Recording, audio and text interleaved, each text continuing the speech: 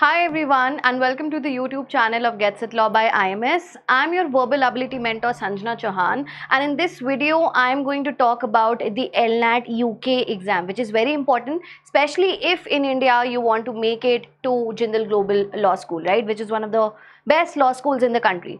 So let's now begin with the video. Now, what exactly is your LNAT UK exam? It stands for Law National Admission Test, and it's a gateway to two of the top three law schools in the world: Oxford, Cambridge, Harvard. Obviously, because Oxford and Cambridge are there in the UK. Therefore, two of the top three law schools in the world. So LNAT is for colleges in the UK, right?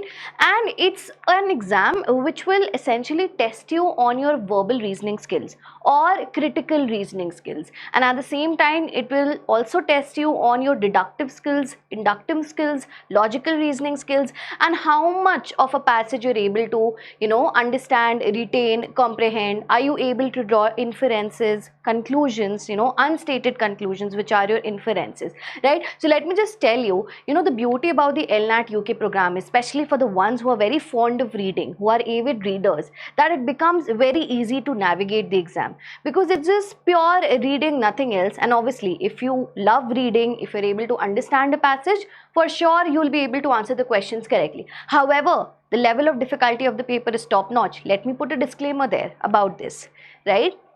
Now, these are some of the universities accepting LNAT scores. So I just thought it fit to mention it here should you want to apply for, universities in the year 2026, for which the LNAT website will soon be releasing dates as well, right? So you have University of Oxford, like I said, I mentioned in the beginning, you have University of Cambridge, you have UCL, right? You have Jindal Global Law School in India. So initially, Jindal Global Law School used to accept LSAT scores for grabbing a seat there for the integrated LLB course, which is your BE LLB and BB LLB, right?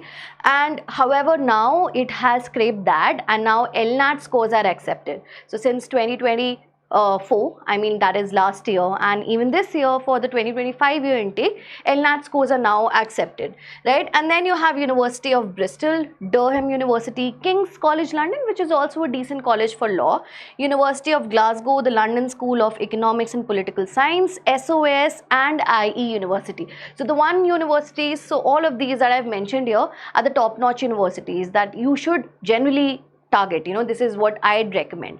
Now, the most important part of this entire video is, ma'am, please tell us something about the LNAT UK exam structure. What are the sort of questions that get asked?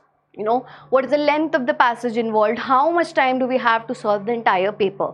So the entire paper gets divided into two sections. We have section A, which is the objective type question section, and we have section B, which is the essay type question. Now, section A is full-fledgedly reading comprehension based. You have about 12 passages in total, lengthy passages at that, and passages which will be difficult to comprehend.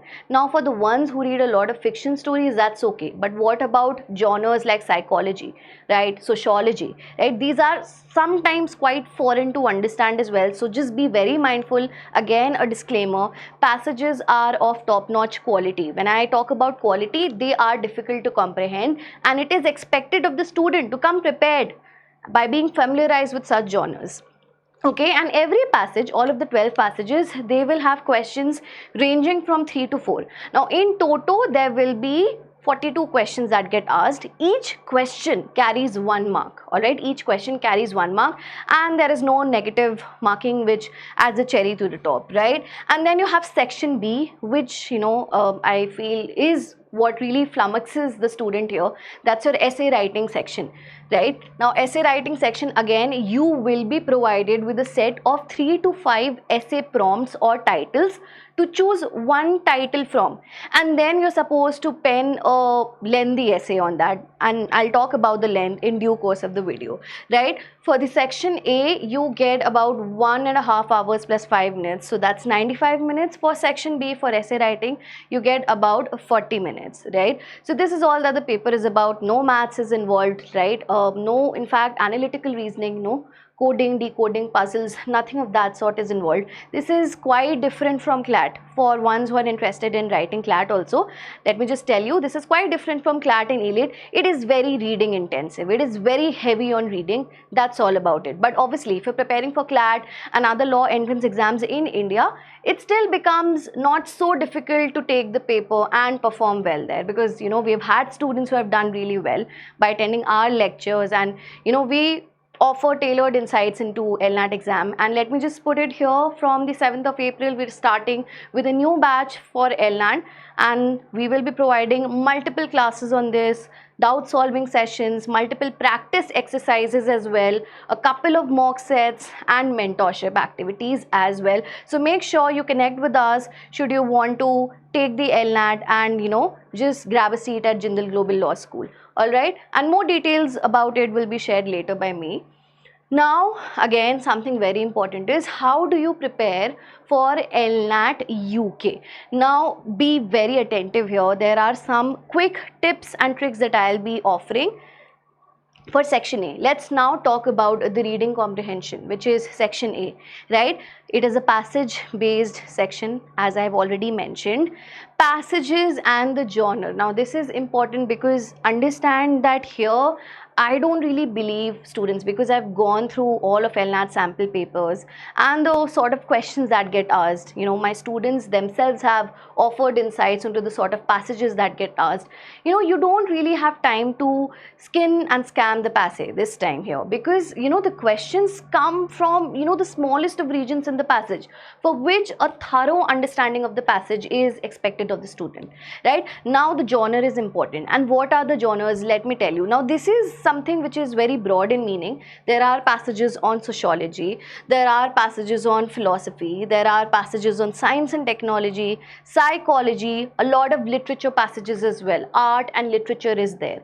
So one suggestion that I can offer to the students is, in order to polish your understanding of the passage, start reading a lot. And there are two sources that I'll suggest. So obviously, over and above the classes that you take with us, otherwise also you can take recourse to aon.com, which is a brilliant website. It's a brilliant journal for essays, right? So you have lengthy essays, but I think if you just go through a couple of essays on a daily basis, maybe one or two, you will be able to gain some insights into some concepts, right? Suppose we are going to write a passage on stoicism, right, on self-delusion, or on the concept of self-deception. Different things are there, right? So you'll get some idea of it to feel familiarized enough with it. Okay, so these are the genres that the passages are based on, and it can be socio-political, contemporary articles as well. It will be eclectic. Eclectic means very diverse, so multitude of passages and genres are there. Now what is the length of passages, and why I wanted to emphasize this is that you should be prepared for the passages giving the appearance of a lengthy passage, because it does tend to intimidate the student, right? So 650 to 800 words, I mean, the passages have gone up to, right? But then again, my tip for that is, the moment you feel that you are having a dearth of time, just focus on the introduction, focus on the conclusion, focus on the keywords, and then try understanding whatever little you're able to understand from these 3 points, and then move on to solving the questions. Now whatever the question will ask you, right, for example, there's a specific keyword that's mentioned in the question, you just need to go back to the passage, locate that keyword, read a couple of lines above it, a couple of lines below it to gauge the context, and you will be good to go. Alright, so length of the passages is this. Types of questions, because it is primarily reading comprehension, the way we prepare the students for CLAT, and critical reasoning driven. So these are the types of questions that get asked. Obviously, vocabulary is an important part, right? So which word in the passage reflects this word from amongst the options given. So this is one of the way a vocab based question can be asked. Then you also have grammar. And now let me just add another point to the grammar part. Now grammar is not going to be asked at its base form. It will be very floral in nature. Sometimes they can ask you a parallelism or modifier error, or a syntactic error, right? For example, what does the placement of this word suggest in the context of the passage? What do the inverted commas suggest in the context of the passage. Now here you really need to have a thorough understanding of why and when and where we use punctuation marks. So grammar here will be slightly of a difficult level, putting it there so that you prepare yourself well for it, right? And then you have inference, which is most of the time asked in RCs and CR passages, right? So what do you infer about this statement in the passage? What do you understand from this? What are you able to comprehend from this, right? Similarly, you will have conclusion questions, specific detail questions, main idea questions also have a tendency of getting asked, right? But again, like you might just now say, but ma'am, I have sort of gone through all of these topics, so what is it extra that I need to do in order to prepare well for LNAT so that I'm able to score well there? Again, just take the level up by 10 times, because the level is quite difficult, quite on the difficult side. I can tell you that much. In fact, let me also add that the passage is lengthy, that is the appearance of the passage, and the questions, superficially speaking, are very brief and short. It's a one-liner question, and the options are also what? Sometimes the options will be as long as a 5-worded statement. But do not get bluffed into believing that that question is easy. It can be still very difficult to solve, right? Because that's the way they distort the options, twist the words, right? So be very mindful, do not assume anything unnecessarily, right? So you have conclusion and specific detail questions abound in the paper, right? And then the level of difficulty, I don't want to right off the bat write the word extremely difficult, but it's moderate to difficult. Now, if you're fond of reading, if you love reading, if you keep on reading and you're into heavy reading, when I talk about heavy reading, you're very comfortable with the idea of reading a passage on philosophy, or a passage on space and technology, or a passage on artificial intelligence, then it would be considerably easy to navigate and hence moderate. Otherwise, for basic or for beginners in reading comprehension, and when I say beginners, that is not to say that you can't do well. Obviously, with practice, everything comes handy, right? But you need to, put in that extra effort in order to master this aspect. So overall, moderate to difficult, the level of paper is, right? Now, how else to prepare for it? What are the little things you can do at your end to tackle section A? Now, learn the fundamentals of main idea, inference, conclusion, paradox, resolution, right? I wouldn't just ask a student to randomly go solve a question and then tell me. I think it's better to first get a hang of how do you solve a main idea, inference, conclusion, paradox, resolution question. So learn the fundamentals, in fact, of critical reasoning, right?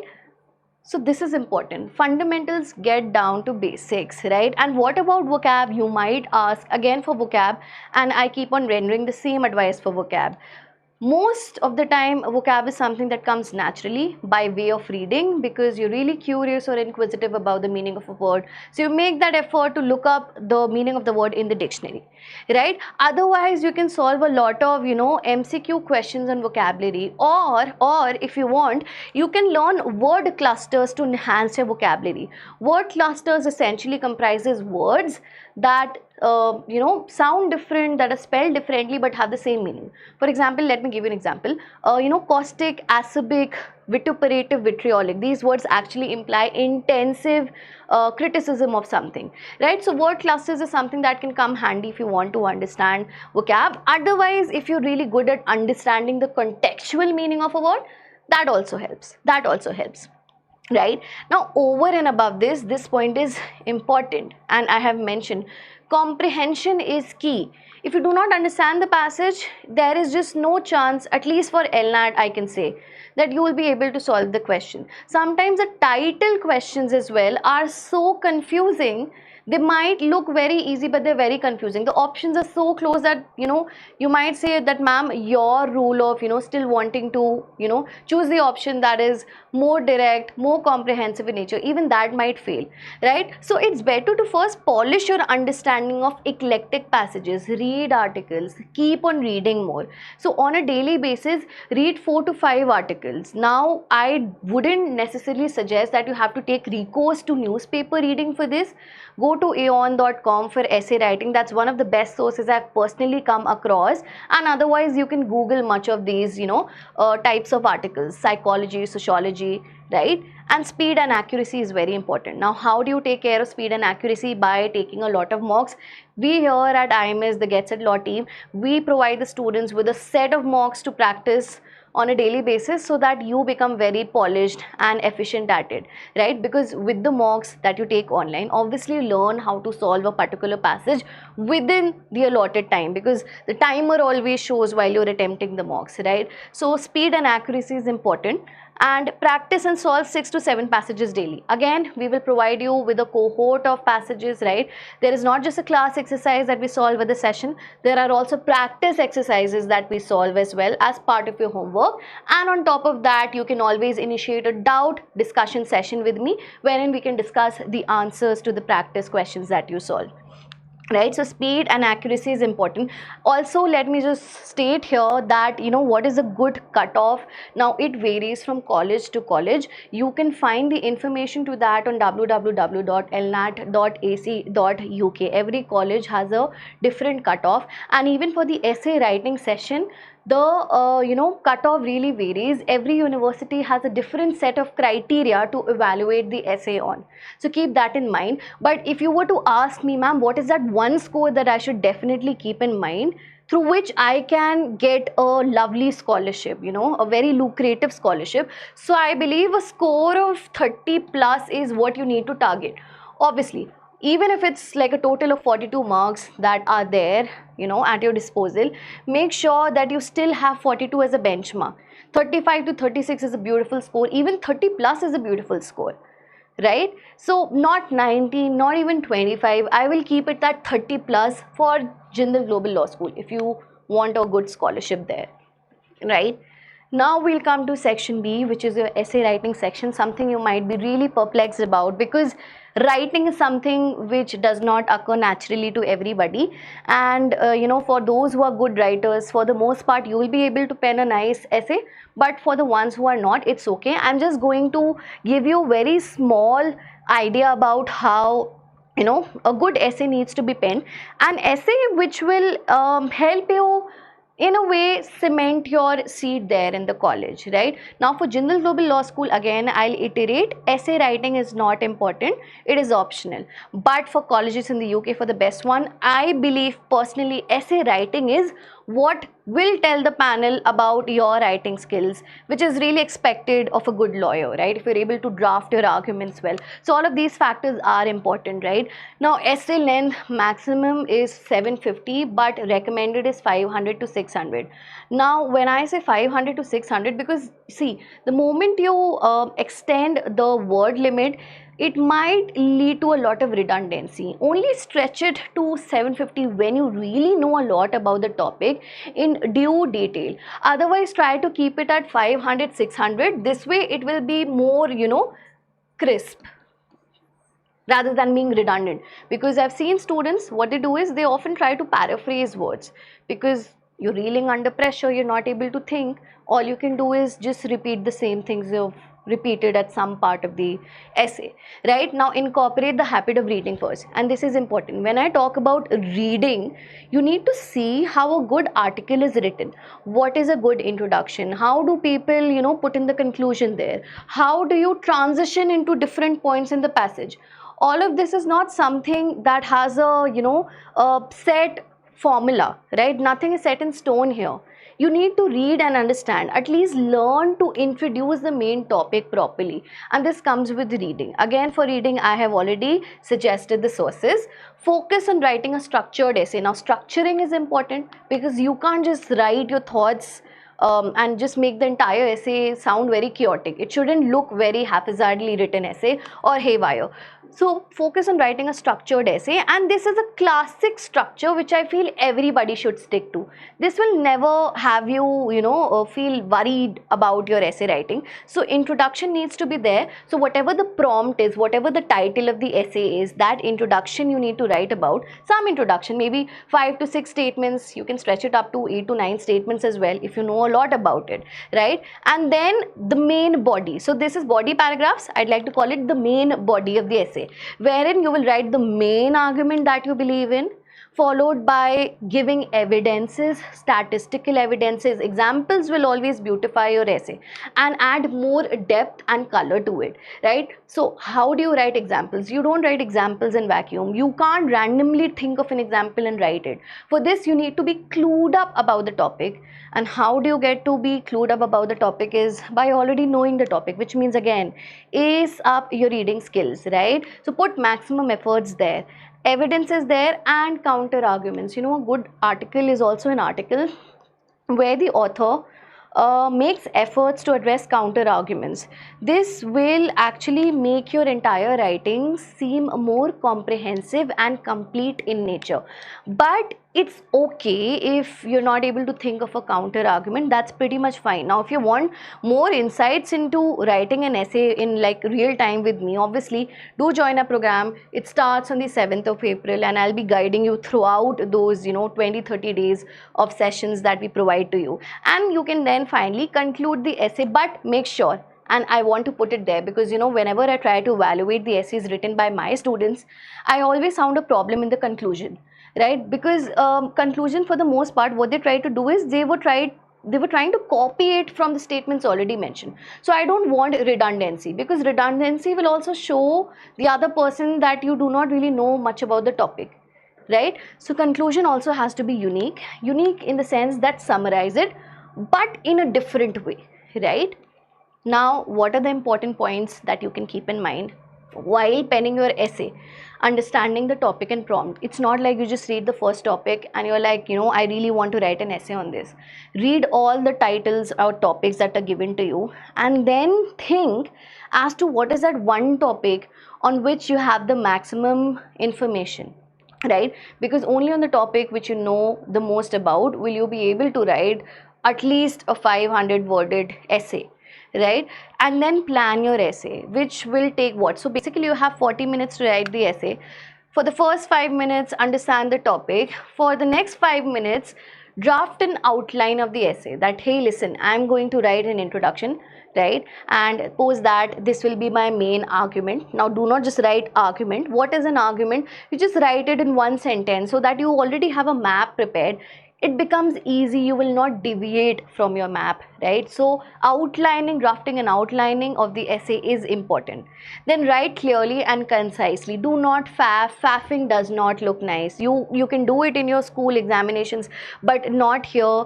Writing an essay for a very important examination. Do not faff. Do not use words at the wrong places as well. And if you feel that, ma'am, how do I make my essay more floral in nature? How do I beautify it? Do not add unnecessary words, especially words the meaning of which you do not know. A lot of times I've seen students, they mention the word definitely very freely, right? For example, for any topic, veganism is definitely the best lifestyle approach. Why do you use definitely? Do not unnecessarily use quantifiers unless you have evidence and stats to substantiate it, which for the most part we do not remember, right? So write clearly, concisely. Do not put unnecessary words or vocab. Develop your argument. You will get to learn this when you take your sessions with us, right? Or otherwise, if you want, you really need to read a lot in order to understand how to develop argument. Ensure logical structure, which is the outlining bit. Now it shouldn't be that the conclusion comes at the beginning and the introduction is coming at the end, right? And how do you transition from the passages? For example, on the one side, I want to talk about the advantages of a particular problem. And now, ma'am, how do I talk about the disadvantages? I cannot abruptly begin it, right? So you use transitional verbs such as however, or although, or but, or despite, right? So transition is also something which is very important in ensuring logical structure. So give yourself in total 30 minutes. Right now, at the very outset, when you start preparing for essay writing, do not even think of 40 minutes. Give yourself a 30 minutes timer to pen a 500 to 600 worded essay. right? And then the remaining time you can just take time to revise and proofread as well, which is not so important, but obviously if you have about 2 to 3 minutes remaining, do revise and proofread and practice regularly. For the most part, students are very averse to working hard, and that's okay, that's basic human nature. But I believe if you take a session with anybody, with us, we give you 20 sessions in total. For those 20 days, throughout those 20 days, I'd like my students to write an essay for about 15 days at least, in order to get the hang of it, in order to have a very easy going idea about the essay, and not become panicky on the day of the exam. So these are some of the insights I wanted to share. I hope you like the video. I hope you have understood everything. If you want, you can connect with us to join a batch very soon. It launches on 7th of April, and you will for sure grab your seat at your desired law school. So just scan the QR to get in touch with our mentors, right, with our EAs. Hope you like the video. If you have any doubts, you want more clarifications, you can put it in the comment section. Thank you so much. Have a great day.